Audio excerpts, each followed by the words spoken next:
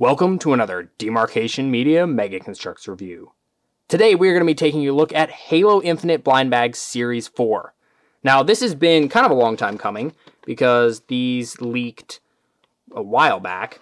Everybody was a bit confused as to why they had the new packaging, and then Mega was like, we're updating everything, and there was kind of mixed opinions about the series as a whole, but in general, it seemed like everyone was pretty excited because there is a Sentinel.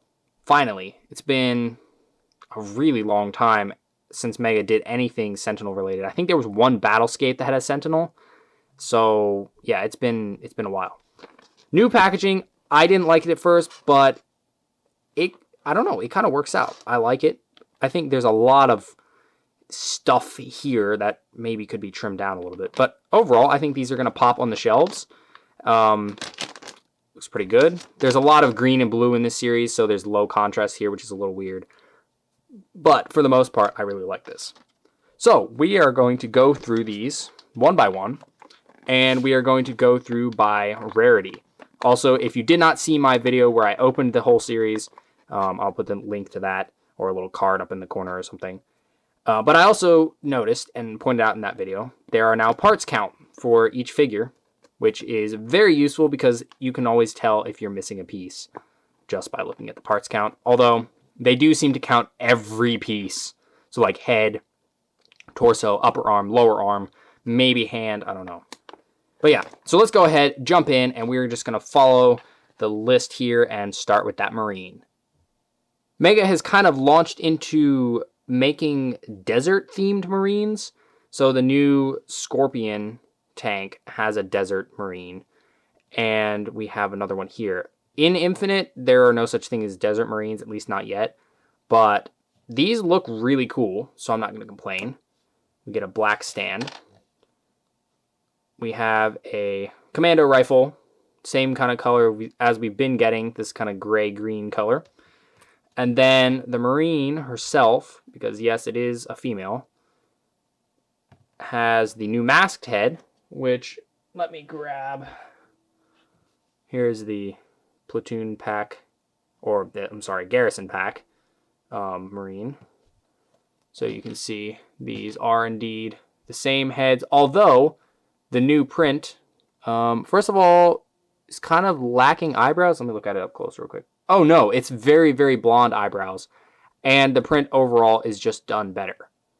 So I'm happy to see that they're kind of getting a hang of printing on this.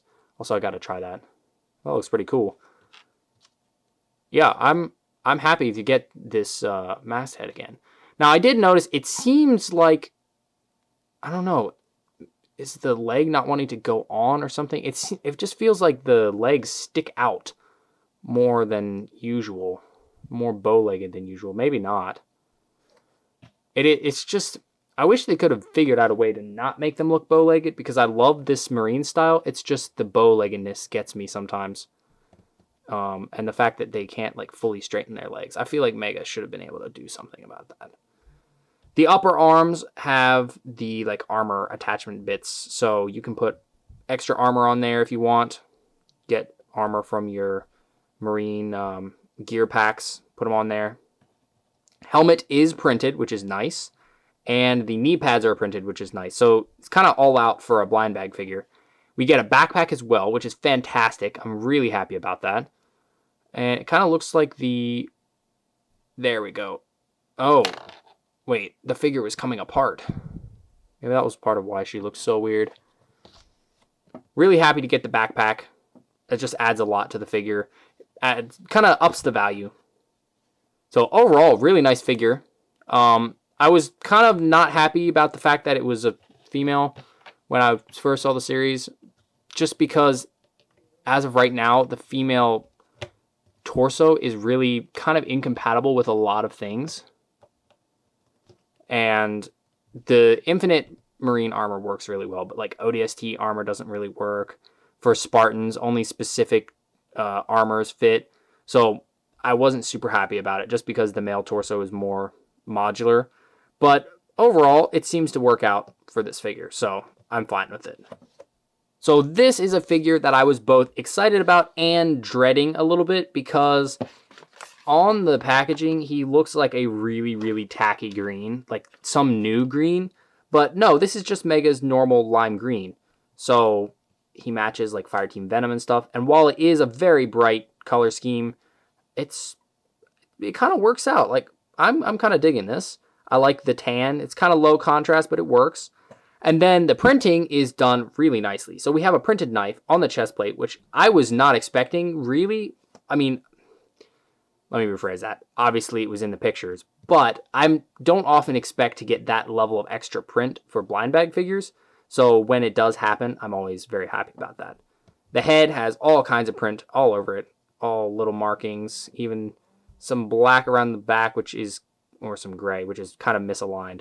Other than that misaligned bit, the rest of this looks great. The visor is done pretty well. We have the default shoulders in green, which is new, I believe. I don't think we've ever gotten... To be honest, I don't know if we've ever gotten any Reach armor in lime green, so this is pretty cool. And then what's even cooler is we have a Ravager. Now, you know what, let me grab my other one. So one of the things I pointed out in my review of the Zone Control helmet was that the power cells here looked a little mushy. And it looks like maybe that was just an early production problem, because this one is not really mushy at all. So I'm glad to see that wasn't a widespread issue, and that Mega seems to have that under control now. And the fact that you can get it in a blind bag is fantastic, which means you can easily amass it if you want, especially because this is a common figure. His shoulder feels a little looser than usual, like in a not correct way. But yeah, overall, this is actually a fantastic figure. I'm very surprised, and he might be my favorite figure from the series, to be honest. I'm not sure. Just for a quick comparison, there is the Halo Heroes Recon, Halo Heroes Series 12. What a pair they make. Orange and lime. They are going to stand out for sure on a battlefield. I like that. Yeah, I'm impressed. I was expecting to hate this figure, and I was proven completely wrong. Next up is the Sentinel. Now, Mega stopped doing the how many in each box thing. They replaced that for the parts count, so I don't actually know how many of these come in each box, but he is a common. This little guy is a common, which is great because you kind of need multiples. I'll probably get multiples eventually once I find them in stores. But this is pretty well done. He looks pretty good from all angles. He's got his little movable wings. And I'm assuming this is a little thruster back here. But you can kind of close his little wings like so. His arms can pose like this, forward and back, like that. And then you can also rotate it here at kind of the, I guess that would be the shoulder if this guy had a shoulder.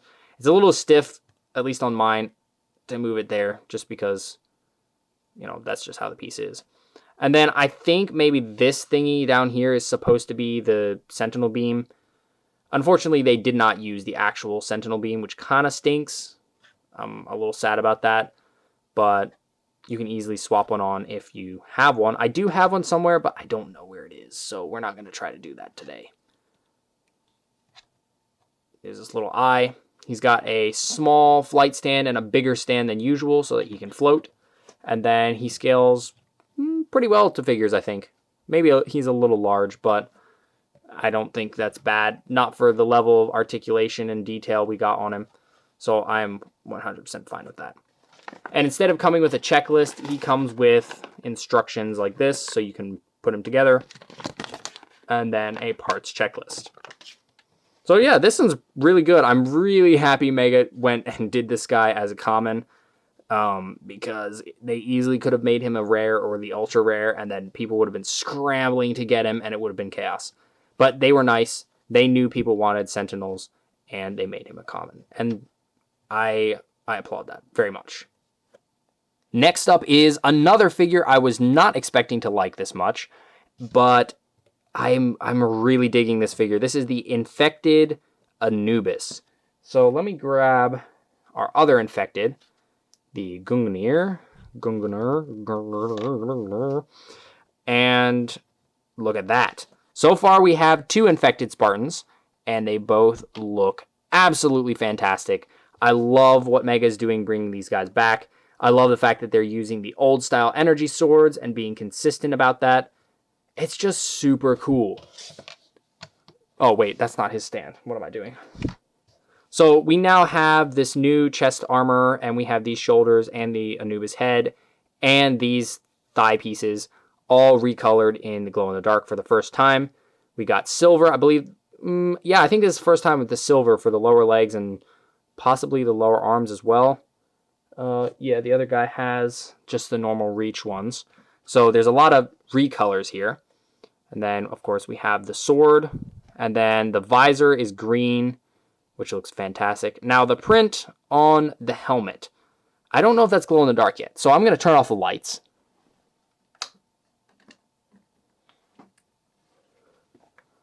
Okay, it's kind of hard to see, but it looks like it is. Interesting.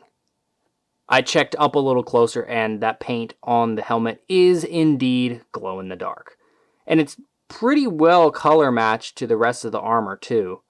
So I'm really liking this figure. And now that we have two figures, you can make your own custom glow in the dark figures by popping and swapping. So if we wanted to, we could just, do a quick little head swap. That kind of bumps up against the back a little, so it doesn't work all that well. But that looks super cool.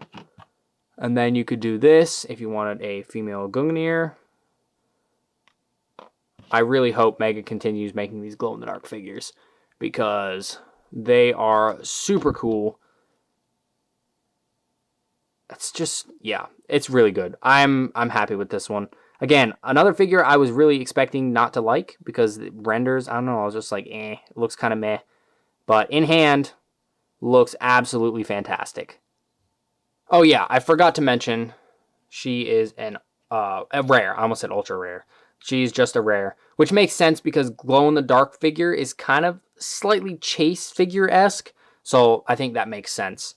Then our second rare is this Grunt Imperial in purple, who is nothing entirely new. I mean, this is the first time we're getting the Grunt Imperial get-up in purple, so that's pretty cool.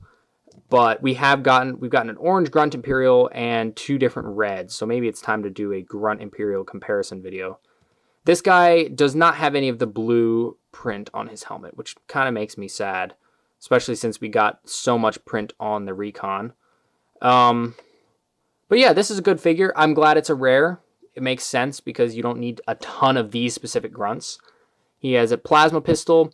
His arms and hands, and then his legs and feet, they're kind of different colors. You can see one is a little brighter than the other. That's because one is a rubbery plastic and one is hard. Mega decided for some reason to make the grunt arms rubbery. I don't know about that. I don't know what prompted that decision because I have not really heard of people having the arms break like that. Hands sometimes, yes, but not the arms. So I'm not entirely sure what the deal was with that. But it's a good figure. It's definitely one you'll probably want to get a couple of, but he is definitely not the most interesting figure in the whole setup. And finally, we have the ultra rare of the series, the Jackal Sniper in active camo, which is terrifying because Jackal snipers are terrifying to begin with, and now he is in active camo, which means he's going to kill you and you will never know he's there. Interestingly enough, he does not have an active camo stand. Usually the gummies will come with appropriate stand, but this guy just has black. And then the whole setup here is pretty much the same as we saw on this guy. Different rifle, and he's got print for the eyes, but that's the only difference. So you can easily, have, if you're doing a stop motion or something, you have normal, and then he pops to active camo. He has the beam rifle, which I'm pretty sure, since this is Halo Infinite series, this is supposed to be a Halo Infinite Jackal Sniper. I don't think they use beam rifles. I'm pretty sure that was like, what was that, a Halo 2 and 3 thing? So it's a little odd why they chose this weapon. I guess just they're not planning on making a Stalker rifle right now. I don't really know what's up with that. But, I mean, it works. It's nice to get active camo beam rifle. And then the eyes are printed up, which I very much appreciate. Makes him look even more frightening. overall, I think this was kind of a perfect choice for an ultra rare because it's not a figure you're going to want to army build, not really. And it's odd enough that only some people will want him. I think that there are definitely some people who are going to be fine with passing on this figure, but I think that it was a perfect choice. I think Mega is learning from the feedback. You know, we've all had that blind bag series where we wanted the one figure really bad, and it was the chase figure or the rare, and you know you wanted to army build it, and it was impossible. So they're learning. They're picking better what's a rare and what's not, and I think this was a perfect choice for an ultra rare. Well, there you have it. That is Halo Infinite Blind Bags Series 4. I think Mega did a great job here. Again, I was kind of like, this series looks all right when it was first leaked.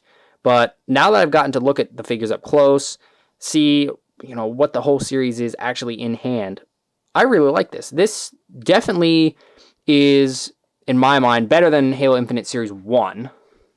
Halo Infinite Series 2 was pretty strong, and so was 3. So this feels like a continuation of that strength. And it's almost, when you're just looking at them like that, it's kind of almost color themed because we have like the pale greens, the tan, which kind of fits, the silvers and the white. The Grunt just kind of stands out. If only he was green, then we would have had a true like color-coded series. But yeah, I think these are great. I'm pretty impressed. Especially the Recon surprised me. The Anubis surprised me. The Jackal Sniper is a perfect pick. I thought, you know, from the beginning, I didn't have any problems with the Jackal Sniper. I thought that was a great pick. The Sentinel is fantastic. An excellent mini build. The ships are great, but when you get an actual built character like that, that's even better. I think the only real, like, kind of lackluster figure here is the Grunt, just because he could have used some more print for the face. Yeah, I'm pretty happy with this. This is a great way to be able to amass the new masked head. Amass the mask. If you want to army build that. And again, the Marine is a common. The Recon is a common. The Sentinel is a common. Anubis is rare. Grunt is rare. And the Jackal is ultra rare. I will put the codes down in the description. They were in the description of the opening video. They'll be here.